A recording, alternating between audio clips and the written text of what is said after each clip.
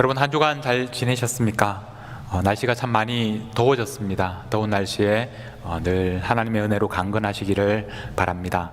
우리가 교회입니다. 한 주간 정말 여러분이 살고 있는 바로 그곳에서 교회로 사셨습니까?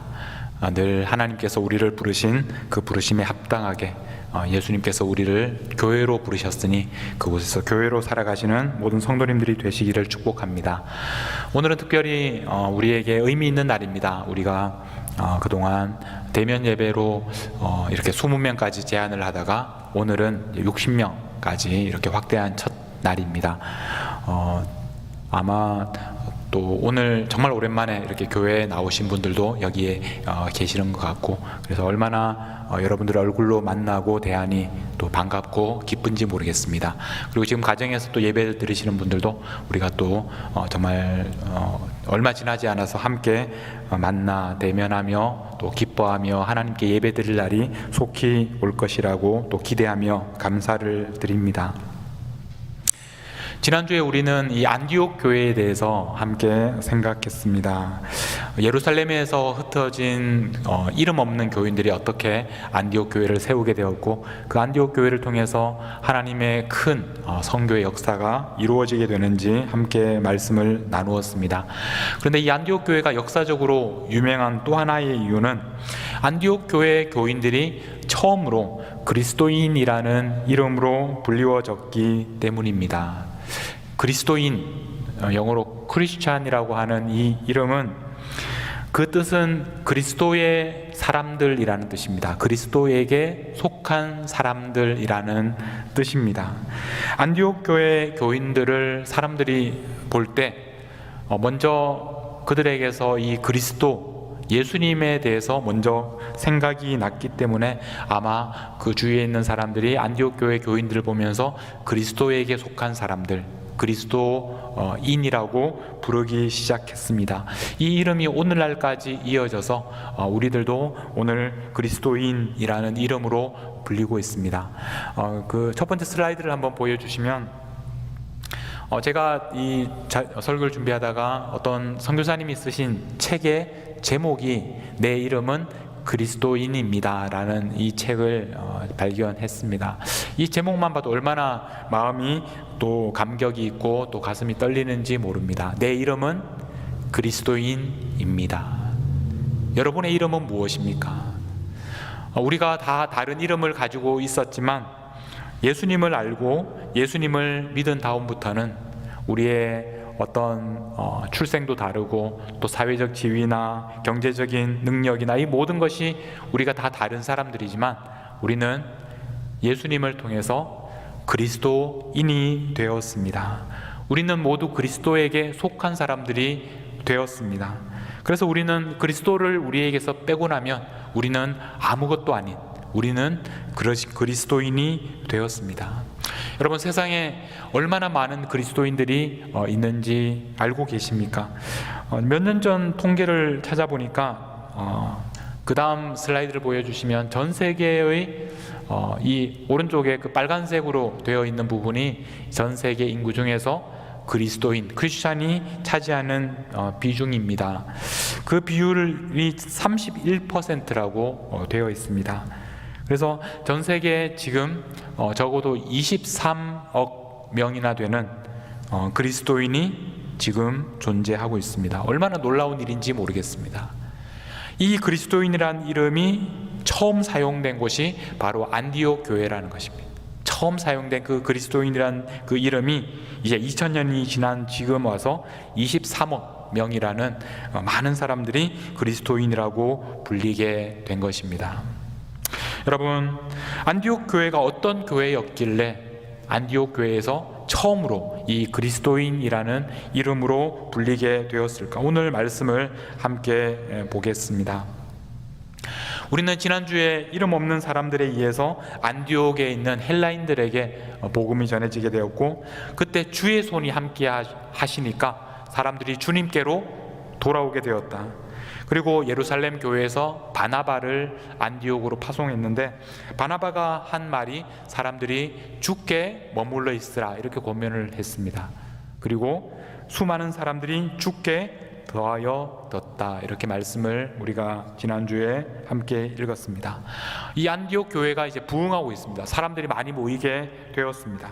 자, 그때 바나바가 했던 일이 무엇인지 오늘 말씀 25절 말씀입니다. 바나바가 사울을 찾으러 다소에 갔습니다.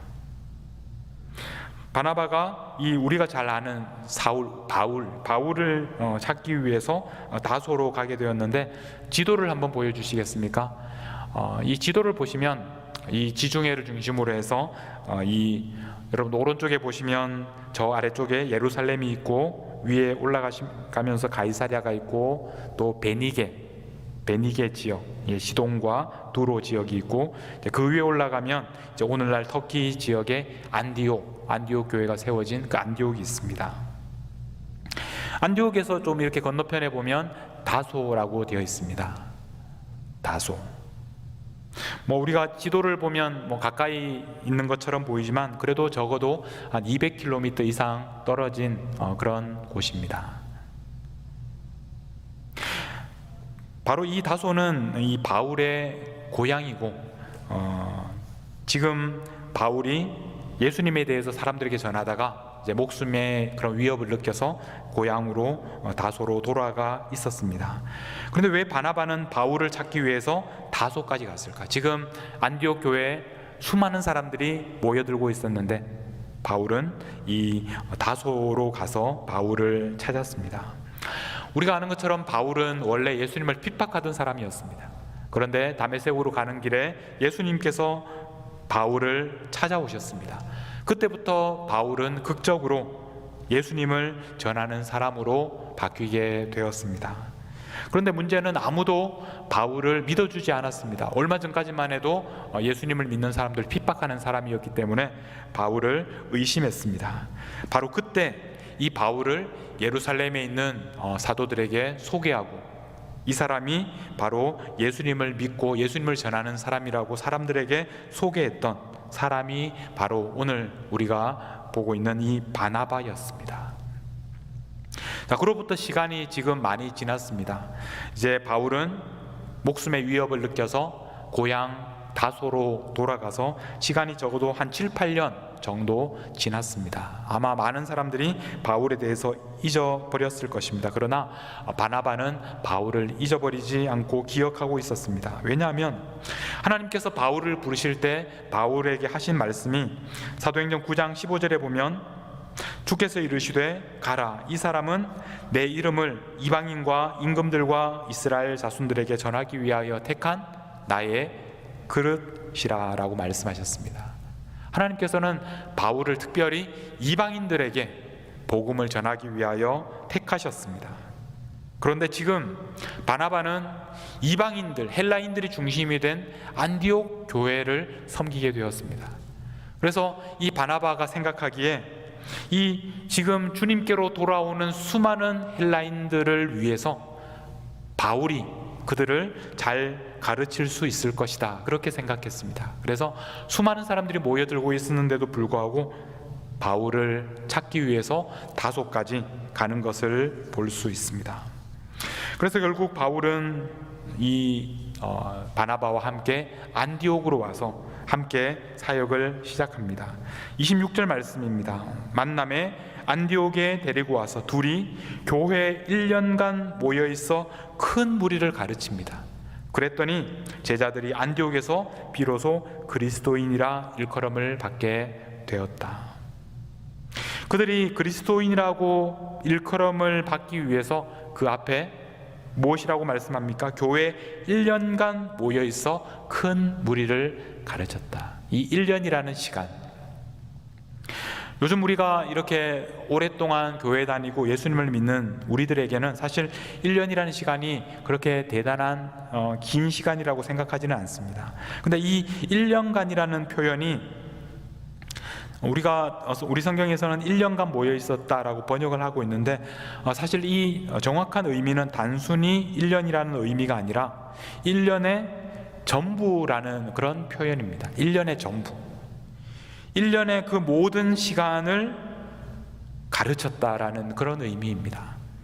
아주 집중해서 1년의 전부를 쏟아부어서 그들에게 그리스도인으로 살아가는 것이 어떤 삶인지를 가르쳤습니다. 그랬더니 그들이 그리스도인이라고 사람들에게 불리기 시작한 것입니다. 여러분, 우리가 여기에서 깨닫게 되는 것은 그리스도인이라고 불리게 되는 것은 저절로 되는 것이 아니라는 것입니다. 예수님께 돌아오고 예수님을 믿는다고 해서 우리가 저절로 사람들이 우리를 그리스도인이라고 부를 수 있는 것이 아니라는 것입니다. 그리스도인이라고 불리기 위해서는 우리는 가르침을 받아야 한다는 것을 알게 됩니다. 우리는 배워야 합니다. 우리는 열심히 배워야 그리스도인답게 살아갈 수가 있게 되는 것입니다. 이번 팬데믹 기간 우리에게 참 힘든 시간이었지만 많은 분들이 저에게 그렇게 이야기를 합니다. 이번 팬데믹 기간이 너무나 힘들었지만 그러나 이 시간이 나에게 유익한 시간이었습니다. 왜냐하면 이번 시간을 통해서 하나님의 말씀을 공부하기 시작했기 때문입니다. 그렇게 말씀하는 분들을 여러분을 만났습니다. 여러분, 우리가 그동안 바쁜 일상을 보내다가 모든 것이 멈추어 버린 것 같은 그런 1년을 우리가 보냈습니다. 어떤 분들은 이 시간을 하나님의 말씀을 배우는 시간으로, 그런 좋은 기회로 삼았습니다. 하나님께서 우리에게 이 시간을 통해서 또 우리에게 주신 여러 가지 좋은 또 기술을 통해서 온라인으로 우리는 하나님의 말씀을 듣고 배울 수 있었습니다. 우리가 마음만 먹으면, 우리가 핸드폰 하나만 들면 언제나 어디서나 하나님의 말씀을 배울 수 있는 그런 좋은 시간을 우리에게 허락하셨습니다. 여러분, 지난 1년을 여러분은 어떻게 보내셨습니까? 1년 동안 열심히 하나님의 말씀을 배우셨습니까? 이제 우리가 대면에서 만나는 우리의 만남이 점점 가까워 오고 있습니다. 마스크도 벗고 우리가 함께 만나는 그런 날이 올 텐데, 어떤 분들은 이제 1년 동안 굉장히 많이 변하셨을 거예요. 우리 아이들도 너무나 많이 변하고 많이 자랐지만 여러분들도 1년 사이에 확 바뀌신 분들도 있을 겁니다. 그래서 지금 열심히 다이어트 하는 분들도 계실 텐데 사람들이 나를 못 알아보면 어떡하나 걱정하시는 분들도 있을 겁니다. 그런데 우리가 1년이 지난 다음에 만났는데 저 사람은 1년이 지났지만 그때나 지금이나 똑같다, 그렇게 생각하면 사실 좋은 말이 아닙니다. 1년이 지났으면 그만큼 그리스도인답게 변해 있어야죠. 저 사람이 너무나 몰라보게 바뀌었다, 그런 이야기를 들을 수 있을 정도로 여러분, 우리가 예수님에 대해서 알고 또 예수님에 대해서 배우고 또 그래서 우리가 그리스도인답게 변화된 모습으로 우리가 서로 만날 수 있다면 얼마나 좋겠습니까? 여러분, 열심히 배워야 합니다. 일주일에 한 번 1시간 주일 예배 참석하고 또 우리가 유튜브를 통해서 예배를 드리는 것으로 우리가 그리스도인이 될 수 있다고 생각하지 마십시오. 여러분, 우리는 더 많은 시간을 통해서 배워야 합니다. 안디옥 교회 교인들이 1년의 전부를, 1년 전체를 투자해서 사용해서 모여서 하나님의 말씀을 배웠다는 것을 기억하셔야 합니다. 더 많은 시간을 내시고 더 적극적으로 배우셔야 우리가 그리스도인으로 부름을 받을 수가 있습니다. 교회에서 하는 여러 가지 프로그램에도 적극적으로 참여하십시오. 다음 주부터 중보기도 사역 훈련이 시작되는데 이런 기회가 얼마나 좋은 기회인지 모릅니다. 여러분, 시간을 내서 열심히 배우셔서 가르침을 받으셔서, 그래서 이 안디옥 교인들이 그리스도인이라고 불렸던 것처럼 여러분들도 사람들이 보기에 그리스도인이라고 부를 수 있는 그런 사람들로 변화될 수 있기를 바랍니다. 안디옥 교회 교인들이 그리스도인이라고 이렇게 불리게 된 다음에 그 다음에 일어나는 일이 있습니다. 오늘 말씀 27절에 보면 이제 선지자들이 예루살렘에서 안디옥에 와서 이렇게 예언을 합니다. 성령으로 말하기를 천하에 큰 흉년이 들리라 하더니 글라우디오 때, 우리가 그 로마의 여러 황제들 중에서 클라우디우스 황제를 가리키는 말입니다. 네로 황제가 세워지기 바로 전에 황제인데 바로 그때 이제 온 세상에 큰 흉년이 들었습니다. 무엇보다 유대 땅에 살고 있던 그 예루살렘 교회 성도들이 큰 어려움을 겪게 되었습니다. 그때 이 그리스도인이라고 불리기 시작한 안디옥 교회 성도들, 1년 동안 하나님의 말씀을 공부하고 그리스도인이라고 불리었던 바로 그 성도들이 했던 일이 있습니다. 29절 말씀입니다. 제자들이 각각 그 힘대로 유대에 사는 형제들에게 부조를 보내기로 작정하고, 이 그리스도인이라고 불렸던 이 교인들은 또한 제자들이라고 불렸습니다. 예수님의 제자들로 살았던 사람들, 그들이 각각 그 힘대로 자기들이 할 수 있는 최선을 다해서 유대에 사는 형제들에게 부조를 보냅니다. 여기서 이 형제들이라는 말이 중요합니다. 그들은 유대에 사는 예루살렘 교회 교인들을 형제들이라고 불렀습니다. 분명히 그들은 헬라인들이었고 이방인이었고 유대인들에 의해서 핍박받고 차별받는 사람들이었는데, 이제 그들이 그리스도인이 되고 나니까 유대에 사는 유대인들이 그들의 형제가 되었습니다. 언어도 다르고 민족도 다르지만 그러나 그들은 그리스도인이라는 이름으로 하나가 되었습니다. 우리도 그리스도인이요, 그들도 그리스도인이고, 그래서 우리는 한 형제가 되는 것입니다. 그 형제들이 지금 경제적으로 어려움을 당하고 있습니다. 그럼 어떻게 해야 됩니까? 형제이기 때문에 그들이 굶고 있을 때 가만히 있을 수가 없습니다. 자신들도 넉넉하지 않았지만 자기가 할 수 있는 최선을 다해서 그 힘대로 그들을 돕기 위해서 모금을 해서 그들에게 보냈습니다. 바로 이 모습이 안디옥에 1년 동안 예수님을 믿고 1년 동안 하나님의 말씀을 공부한 바로 그리스도인들의 모습이었습니다. 여러분, 그리스도인들은 다른 그리스도인들, 형제들의 어려움을 자신들의 어려움으로 여기는 사람들입니다. 그래서 손을 내밀어서 그들을 기꺼이 돕는, 형제를 돕는 사람들이 바로 그리스도인입니다.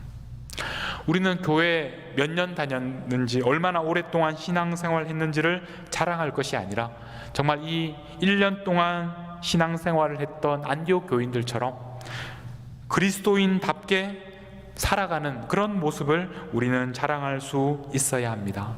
그리스도인들은 다른 주위에 있는 그리스도인들을 형제라고 부르고 또 그들을 자기의 힘대로 돕는 그런 사람들이 그리스도인입니다. 여러분들은 어떠십니까? 여러분들은 그리스도인이십니까? 여러분들의 이름은 그리스도인입니까? 그리스도인이라고 부르기에 부끄럽지 않은 그런 삶을 우리는 살아가고 있습니까? 2주 전에 한국 갤럽에서 우리 한국인의 종교에 대한 조사 결과, 이렇게 매년 이런 조사들을 하고 있는데 그 결과를 2주 전에 발표했는데 저는 결과를 보면서 참 마음이 아팠습니다. 그래프를 한번 보여주시면 좋겠습니다. 이 한국인의 그 종교에 대해서 이렇게 조사를 했는데 쭉 조사했던 그런 그 수치들이 나와 있습니다. 제일 밑에 보면 이제 가장 최근에 조사한 2021년의 조사 결과입니다. 한국인들이 어떤 종교를 가지고 있는가에 대한 결과인데, 한국 사람 100명 중에서 16명이 불교인이다라고 대답을 했고, 그 옆에 점으로 되어 있는 부분 17명이 개신교인이라고 대답을 했습니다. 우리가 생각하는 것보다 많이 숫자가 줄었습니다. 그리고 놀랍게도 가장 많은 비중을 차지하는 100명 중에 60명이 종교가 없다고 대답합니다. 이것이 바로 한국의 지금 현실입니다. 100명 중에 17명만이 교회에 다니는 개신교인입니다. 물론 이 개신교인이라고 대답한 사람 중에서는 우리가 이단이라고 말하는 건강하지 않은 그런 종교에 속한 사람들도 아마 이 속에 들어가 있을 겁니다. 자, 그런데 더 심각한 것은 뭐냐면, 이 종교가 없다고 대답한 100명 중에 60명이나 되는 이 사람들에게 물었습니다. 현재 당신의 종교는 없지만 가장 호감을 가지고 있는 그런 종교는 무엇입니까? 라고 물었습니다. 제일 오른쪽에 있는 2021년의 통계를 보십시오. 20이라고 이렇게 파란색으로 되어 있는 이 숫자는 바로 그 60명이나 되는 100명 중에 60명이나 되는 종교가 없는 사람들이 가장 호감을 가지고 있는 종교가 불교라고 대답한 사람이 100명 중에 20명이었습니다. 그 다음에 이렇게 제일 낮은 6이라고 되어 있는 숫자가 바로 자신이 제일 호감을 가지고 있는 종교가 바로 개신교라고 대답한 사람입니다. 그 옆에 13은 천주교 카톨릭이라고 대답한 사람이 13명입니다. 이것이 우리의 현실입니다. 안디옥 교회에서 처음 그리스도인이라는 그런 이름으로 불리기 시작한 이후에 2000년이 지난 다음에 우리 한국에서 지금 일어나고 있는 현실입니다. 여러분, 이런 상황에서 교회가 어떻게 부흥할 수 있겠습니까? 어떻게 사람들이 교회에 와서 구원을 얻고 교회에 와서 참된 기쁨과 평화를 누릴 수가 있겠습니까? 어떻게 믿지 않는 사람들이 교회 예전처럼 그렇게 수많은 사람들이 모여들 수 있겠습니까? 이렇게 되기까지 저와 여러분의 잘못은 없었는지, 말로는 우리가 그리스도인이라고 그렇게 고백하고 얘기하면서 실제로 그리스도인답게 살아가지 못했던 우리들의 잘못은 없었는지 한번 우리 자신들을 돌아보아야 할 때입니다. 여러분, 오늘 말씀을 정리하겠습니다. 안디옥 교회, 이방인들의 교회였습니다. 예수님에 대해서 전혀 알지 못했던 그런 사람들이 예수님께 돌아와서 세웠던 교회입니다. 그런데 그들이 그리스도인이라고 불릴 수 있었던 것은 그들이 1년 전체 1년을 열심히 사도들의 가르침을 배웠기 때문입니다. 그리고 그들은 배운 대로, 그들이 가르침을 받은 대로 살기 시작했습니다. 그래서 유대인 그리스도인들을 자신들의 형제라고 불렀고 그들에게 자신들의 소유를 나누기 시작했습니다. 여러분, 우리들은 그리스도인입니다. 우리는 정말 자랑스러운 그리스도인입니다. 우리의 이름에는 그리스도, 예수 그리스도, 그 예수님의 이름이 우리의 이름에 들어가 있습니다. 주님께서 우리를 미네소타에 부르신 이유가 무엇입니까? 우리를 이곳에 부르신 이유가 무엇입니까? 우리가 이곳에서 그리스도인으로 살아가도록 하신 이유가 무엇입니까? 사람들이 우리를 볼 때 그리스도가 생각이 나도록, 우리를 보면 예수님이 떠오를 수 있도록, 그래서 우리가 이곳에서 예수님을 사람들에게 전하며 예수님을 생각나게 하도록, 그렇게 하기 위해서 우리를 이곳에 살도록 하신 것이 아닙니까? 여러분, 어떻게 하면 우리가 그리스도인답게 살 수 있을까? 어떻게 하면 우리가 사람들에게 그리스도인이라고 일컬음을 받을 수 있을까요? 첫 번째로는 열심히 배워야 합니다. 배우지 않으면 그리스도인답게 살 수 없습니다. 지금까지 하던 대로 일주일에 한 번 예배 드린다고 해서 여러분들이 그리스도인답게 살 수 있는 것이 아닙니다. 어떻게 하는 것이 그리스도인답게 사는 것인지 배워야 합니다. 계속해서 배워야 합니다. 그리고 둘째로, 여러분 주위에 있는 형제들을 돌아봐야 합니다. 여러분 혼자서 그렇게 신앙생활을 한다고 해서 그리스도인이라고 불릴 수 없습니다.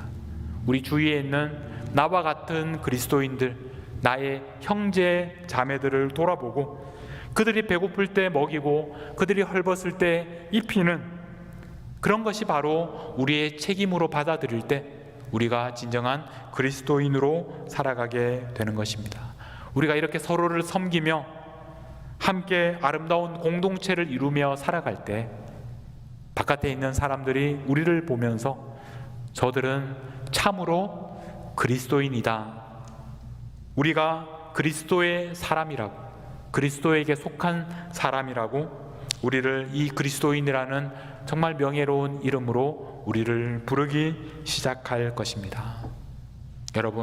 여러분은 그리스도인입니다.